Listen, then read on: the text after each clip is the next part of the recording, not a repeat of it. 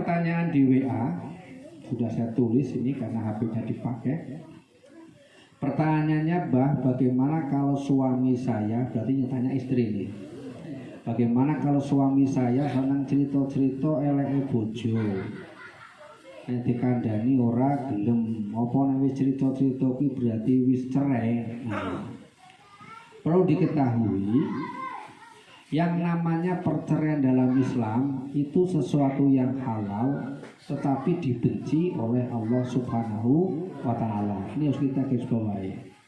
Abghadul halali indallahi hiyat talaq. Suatu perbuatan halal yang sangat dibenci oleh Allah adalah cerai. Jadi diupayakan kalau masih bisa berdamai, masih bisa diperbaiki, ya kita perbaiki alon-alon. Masalah suami senang cerita alane bojo atau dibalik, sami wonge. Masalah istri senang cerita karo alane suami itu adalah penyakit. Gimana? Penyakit hibah, penyakit hati dan lain sebagainya. Padahal suami istri itu mestinya saling menutupi, saling melengkapi. Makanya Gusti Allah dawuh, hunna libasul lakum wa antum libasul lahunna. Jadi perempuan wong wedok niku pakaiane wong lanang ku ya pakaiane wong wedok. Ateges sing dimaksud pakaian kuwi ora sekedar nutup aurat, tapi nutup nama eleke, ngetokno nama baiknya. Maka dulu ada pertanyaan, kalau istri dandan kemudian keluar, apakah itu termasuk dandanan untuk suami? Termasuk untuk suami. Oh jenengan nyumbang nglombrot kok dikandani karo apa koncone. Lah kae bojone sapa daftaran bolong nyumbang. Nggih mboten? Sing melu elek sapa? Suami. Padha wae kalau misalnya nyun sewu lho nggih, suami-suami percilaan nang dalan kurang ajar. Nyun sewu niki nang dalan pada kurang ajar. Misalnya wong tuwa-tuwa isi penyakit bocah tua nakal ya ora. Ora rumangsani tuane ora. Misale lho nggih. Karena ono suami-suami nang dalan pencilaan, lho kae bojone sapa? Wong wedok melu isin mboten? Melu isin, itulah yang dimaksud hunna libasul lakum wa antum libasul lahunna. Jadi masalah cerita-cerita, masalah nyun sewu lho nggih, pelit misale kasar itu tidak sampai ke perceraian.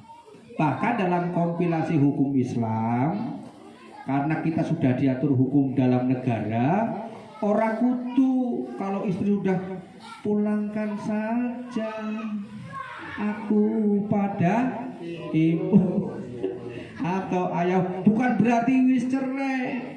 Atau kalau suami aku cerai karena pulangkan kamu, bukan berarti sudah cerai. Itu dulu sebelum ada hukum negara, sebelum ada hukum kompilasi, yo nikah cerai itu cukup disakseni wong, cukup akad, cukup ngomong cerai ya cerai. Tapi setelah ada negara, pernikahan tidak cukup dengan akad. Mulai pernikahan cukup dengan akad, do nikah kabeh ra. Ngrantau rong minggu nikah meneh ra. Ngrantau rong bulan nikah meneh. Ora sah nikah ini ora dicatat nang catatan sipil, kudu daftar nang UA, maka ada N1, N2, N3 dan N berapa? 4 atau berapa? 4 ya. Nah itu sama dengan cerai. Nikah harus tercatat, cerai yang sah menurut hukum agama dan hukum negara sing wis keluar akte cerai. Dan perlu diketahui nyun sewu, seandainya toh walaupun sudah cerai, yang namanya suami tetap bertanggung jawab memberikan nafkah kepada putra putrinya. Kalau anaknya melu bapaknya piye? Walaupun melu bapaknya, seorang ibu harus memberikan nafkah batin kepada anaknya. Yuk bahannya nih kuira.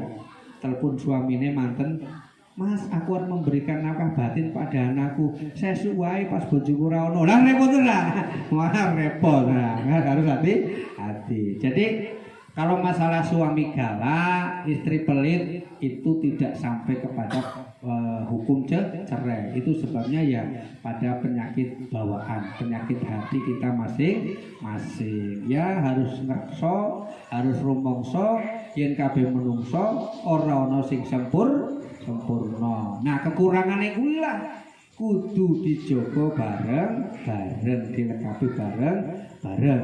Clear ya? Pertanyaan pertama ini bagaimana suami sing seneng cerita-cerita? Ya tak balik wae.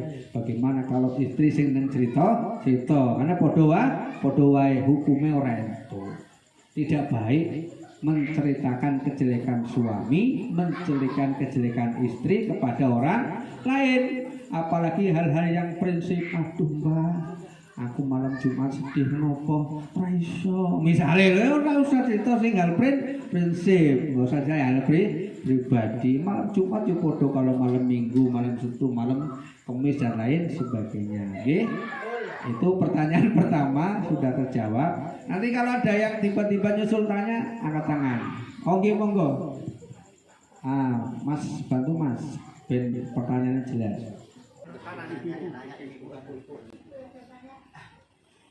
Waalaikumsalam.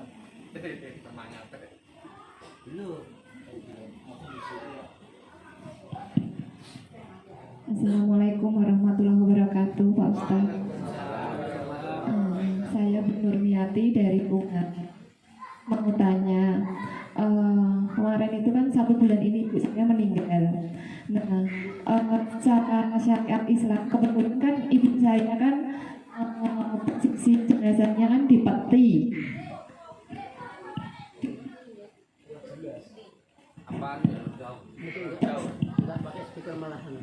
Atau saya maju aja ya.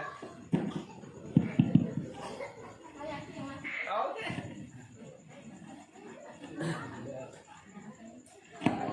Cara syariatnya kan kalau muslim meninggal itu kan hanya dikafanin aja nggih Pak Ustaz nih. Nah, kebetulan waktu di rumah sakit itu saya disarankan sama petugas jenazah yang membantu mensucikan ibu dan mengkafani, karena ibu kan mengeluarkan cairan setelah infus itu toh Pak. Nah, untuk di peti supaya nanti tidak jadi fitnah. Apakah itu gimana Pak? Di peti. Untuk syariat Islamnya bagaimana? Apakah boleh atau tidak? Soalnya kan saya masih fakir ilmu, jadi saya harus tanya di sini. Baik, terima kasih. Assalamualaikum warahmatullahi wabarakatuh. Waalaikumsalam warahmatullahi wabarakatuh. Secara umum, bagaimana kewajiban orang yang masih hidup terhadap orang yang sudah meninggal dunia? 1, memandikan. Yang kedua, mengkafani. Yang ketiga, menyolati. Yang keempat, menguburkan. Dari 4 fardu kifayah ini, nek ono itu lebih baik adalah keluarga. Kenapa lebih baik keluarga? Biar hilang fitnah. Ibaratnya mbok dhewe, pak dhewe nyun sewu, mbok mau mengeluarkan apa dari tubuhnya, wong anake dhewe, bojone dhewe, insyaallah ora cerita. Itu lagi lebih utamanya sing ngerawat tanggung jawab fardu kifayah adalah keluarga langsung. Mung biasane orang kono orang kene, sampeyan ngerti ora ngomong orang kono orang kene? Mau ditransit ya. Mung biasane orang kono orang kene, keluarga almarhum, apalagi almarhumah, keluarga seneng-seneng wae. Kadang sing ngurusi wong liya. Donga ya sing mimpin wong liya. Ana acara apa ya sing mimpin wong liya. Nah, maka untuk menghilangkan fitnah justru lebih baik mestinya yang memandikan adalah keluarga sendiri. Sehingga kalau keluarga sendiri, keluarga kandung tidak harus berbeda jenis kelamin karena keluarga sendiri. Tapi kalau orang lain, orang perempuan harus dirawat oleh perempuan, laki-laki dirawat oleh laki-laki, kecuali blas ora ono ya wis lah. Ing jenenge ora ono, kabeh hukum itu berlaku Istilahnya ada istisna, ada pengecualian. Nah, bagaimana dengan di rumah sakit? Nah, rata-rata rumah sakit kan ora gelem resiko. Bagaimana dengan mayat jenazah naik pesawat? Jenazah naik pesawat sing duwe pesawat ya ora gelem resiko. Dadi waduh, misalnya ninggalin nang Papua, harus dibawa ke Aceh misalnya lho ki, naik kapal meneh pirang minggu ki. Wah, sing duwe kapal mah resiko. Penumpangnya ya mau dibarengi kaya ngono apa neki mampu. Maka biasane sing ora entuk dadi entuk. Misalnya apa disuntik apa jenenge Bu? Formalin dan lain sebagainya. Nah, kalau yang dimaksud tadi dalam rangka untuk mencegah fitnah, maka boleh. Bagaimana kalau jenazah itu sudah dipeti? Lebih bagus ketika sudah dimasukkan dalam kubur, petinya dibuka, walaupun petinya enggak dirusak, ada disiapkan semacam simbol atau semacam perwakilan tanah ya, dileboknya tanah. Makanya kalau ada tradisi dia ojo apa bid'ah. Nggih. Contoh gawe ugel-ugel apa cara kene? Gawe gelu-gelu, wis padha wae ta ugel-ugel gelu-gelu diwalik wae ra. Gawe ondol-ondol apa indil-indil ya. Nek indil-indil berarti cilik, ondol-ondol gede ya. Kayak tanah karena dia di dalam peti ben seolah-olah mewakili bahwa jenazah itu menyentuh atau ngambung tanah karena syariatnya mestinya anggota badannya diciumkan ke tanah. Jadi kalau demi medis, demi kepentingan kemaslahatan ora apa nggih. Yang penting ada ilmunya, ada alasannya. Jenengan mangan babi ora apa-apa, tapi aja dipedhot videone. Nggih? Videone aja dipedhot, mangan babi ora apa nek ora ana liyane. Mengalas ora ana liyane, anane babi ya dipangan. Tapi nek prasmanan ono babi, ono wedhus, ono ayam, ono aduh Pak Ustaz iki kepeksa wae. Lah iku ora kepeksa, ono pilihan. Nah, jadi kudu ada penyebab yang diperbolehkan oleh syara. Syara itu syariat agama Islam. Gitu nggih? Nggih. Ya.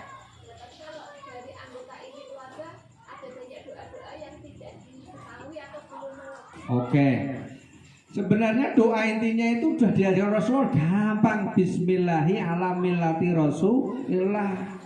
Wong donga apa wae itu intinya di Quran surat Al-Baqarah ayat 201. Rabbana atina fid dunya hasanah wa fil akhirati hasanah wa qina adzabannar. Wong wis kadung jenengan ngundang aku sebagai mudin, ben pantes aku entuk berkat rada gede, dongane tak dawa. Loh, saya setuju saya ini guyon loh nggih. Lho manasi haji niku syariat doanya nggih Rabbana atina fid dunya hasanah. Lah iki ngaji bayare ana sing furoda 300 juta, ONH plus biasa 160 juta, manasike bayar 10 juta. Lah nek diwarai Rabbana atina tok ya mesake ora? Ya inna sofa wal marwata min sya'airillah. Sing dawa-dawa ben sampean ora hafal ya. Ben ketok panas melu mudine. Oleh karena itu minimalis lah, minimal kita baca sholawat. Kayak nyembelih ayam itu ya cukup Bismillahirrahmanirrahim. Mau ditambah ya Allahumma sholli ala Muhammad wa ala ali Muhammad. Tambah meneh Bismillahirrahmanirrahim Rasulillah. Ora paline Bismillahirrahmanirrahim bisa. Karena yang penting ketika memotong itu disebut nama Allah Subhanahu wa Ta'ala. Luar biasa.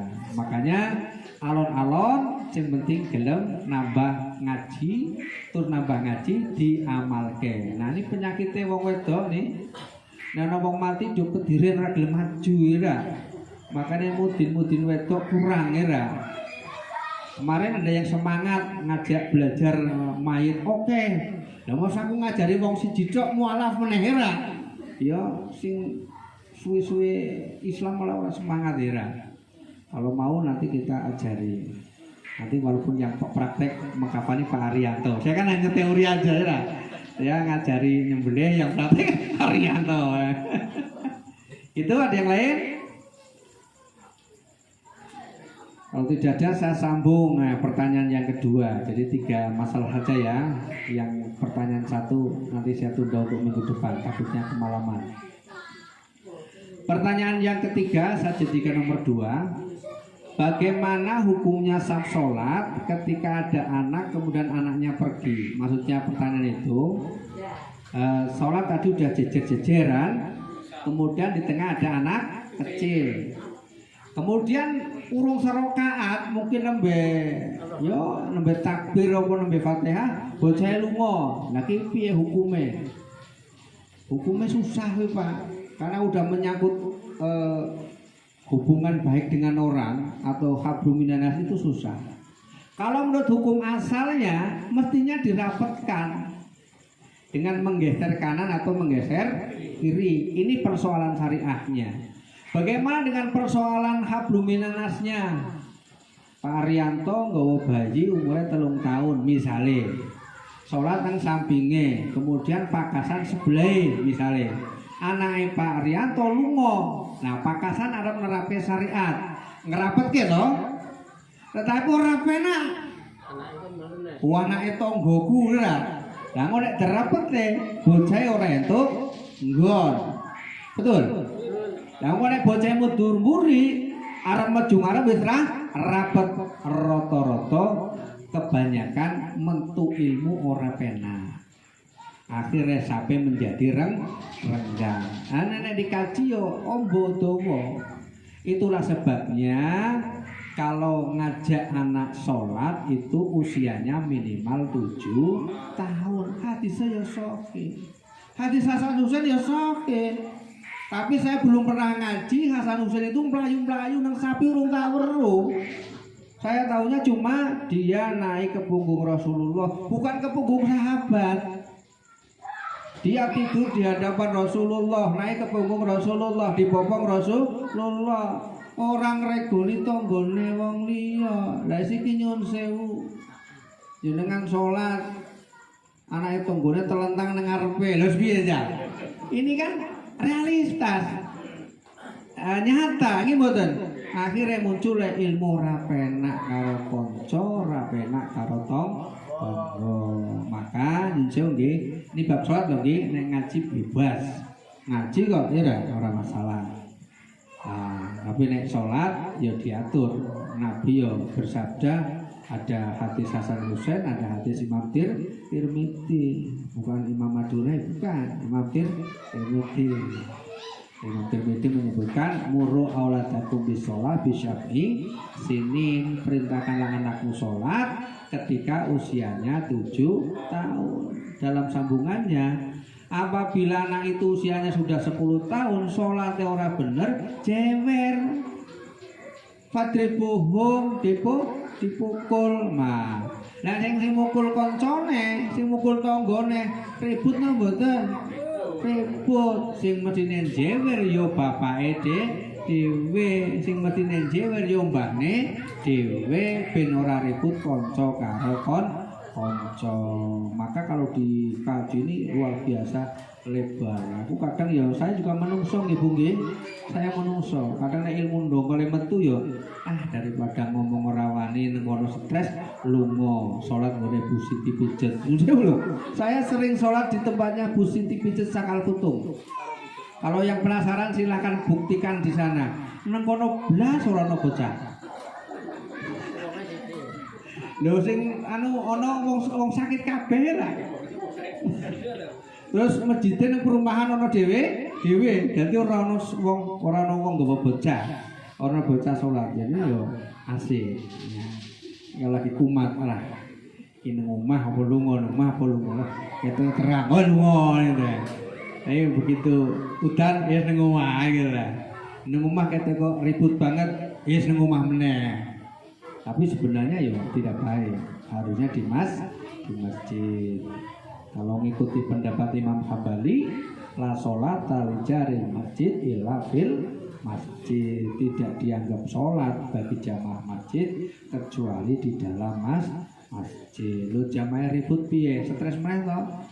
Maka kalau ada perbedaan, kembalikan kepada fungsi utamanya. Masjid itu fungsi utamanya untuk sholat, tapi boleh untuk makan bersama subuh pagi, Jumat siang, untuk makan bersama enggak? Tahlilan makan bersama ya. Boleh untuk lomba dan boleh untuk lomba nasyid, boleh untuk lomba rebana, boleh untuk lomba mewarnai, boleh untuk lomba apa saja masjid. Asal waktunya jangan dibarengkan dengan waktu sholat. Boleh untuk ngomong, waktunya jangan dibarengkan dengan waktu sholat. Waktunya sholat ya sholat, waktunya ngomong ya ngomong. Jadi penyakit, waktunya sholat justru malah ngomong bocah. Kono masjid sobo ben melu maca Quran, yo pas ikro, pas TPI, TPA itu dibarengkan supaya dia belajar baca Al-Quran. Itu nggih. Tentang pertanyaan yang kedua. Yang ketiga kita sambung pada pertemuan yang akan datang. Ada lagi? Habis? Ya, istirahat dulu ya. Saya tutup dulu biar santai. Itu dibantu mas-mas yang muda. Jangan pergi dulu Mas Wino, bantu itu. Billahi taufiq wal hidayah. Wassalamualaikum warahmatullahi wabarakatuh.